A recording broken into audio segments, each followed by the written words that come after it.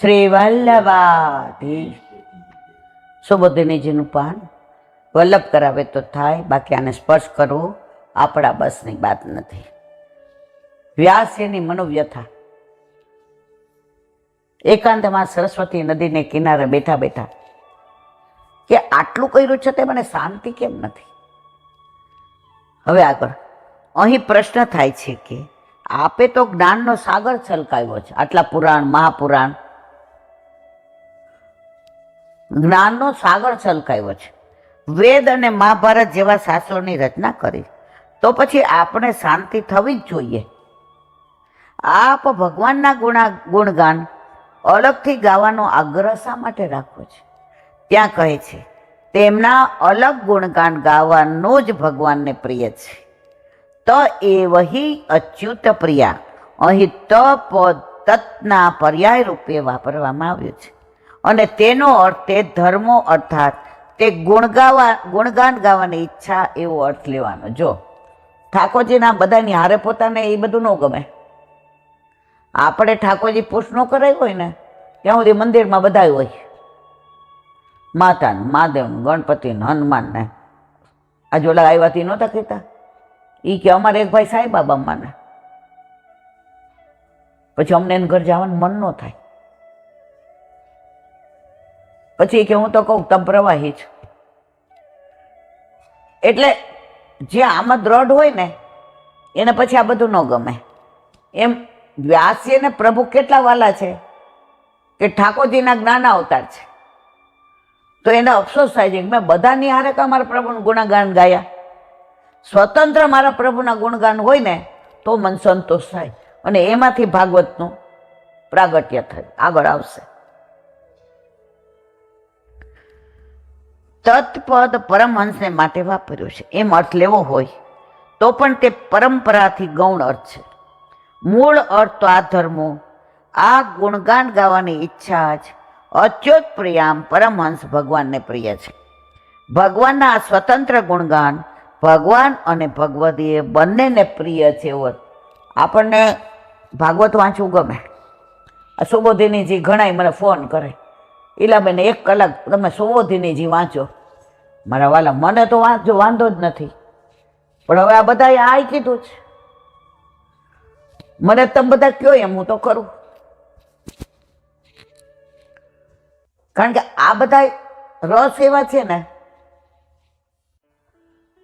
આ બધા રસ એવા આમ અમૃત ધારા છે ને એ વહેતી હોય ને ત્યાં પછી આમ બંધ કરી દઈએ એટલે ઓલો કડવો ઘોટોડો આવી જાય. તો ઠાકોરજીને પોતાના પર્સનલ ગુણાનુવાદો થતા હોય એમાં જે આનંદ છે એ બધાને ભેગો નથી. એટલે વ્યાસજી જો આગળ તત્પદ પરમહંસને માટે વાપર્યો છે. એમ અર્થ લેવો હોય તો પણ પરંપરાથી ગૌણ અર્થ છે.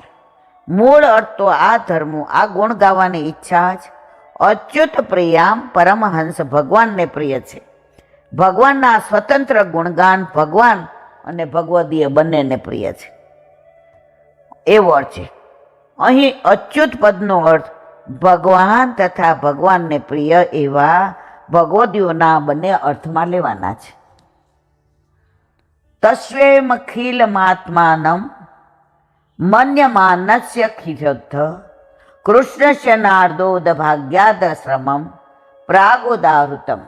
અર્થ આ પ્રમાણે જ્યારે વ્યાસ મુનિ પોતાના મનની અશાંતિને કારણે વ્યગ્ર થઈને સરસ્વતીના તટે પોતાના આશ્રમમાં બેઠા હતા, એ જ વખતે કૃષ્ણના પરમ ભક્ત એવા નારદજીનું તેમના આશ્રમમાં આગમન. જો ઠાકોરજીને પોતાના ભક્ત નિરાશ થાય, ઉદાસ થાય ન ગમે, તો નારદજીને મોકલા કોને? ઠાકોરજીએ.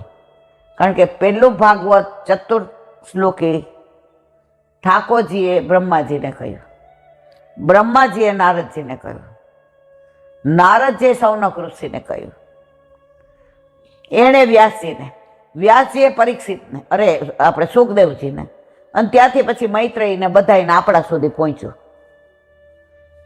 તો બોલ તો ભગવાને પોતાની વાતો પોતાના મુખથી કહેલી છે.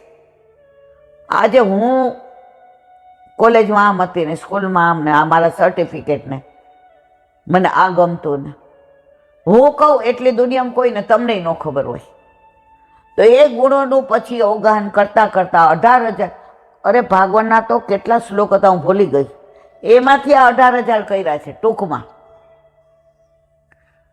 તો આ ચતુશ્લોકી ભાગવતમાંથી આ 18,000 નહીં, કંઈક 1 કરોડ કે એટલા હતા ઉપર, એમાંથી એને 18,000 સિલેક્ટ કર્યા છે.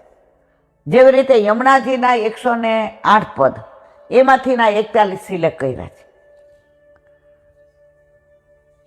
તો પ્રભુને પોતાની વાતો પોતે કહી છે, એને બધા આગળ વિસ્તાર કરી છે, સુબંધીની છે.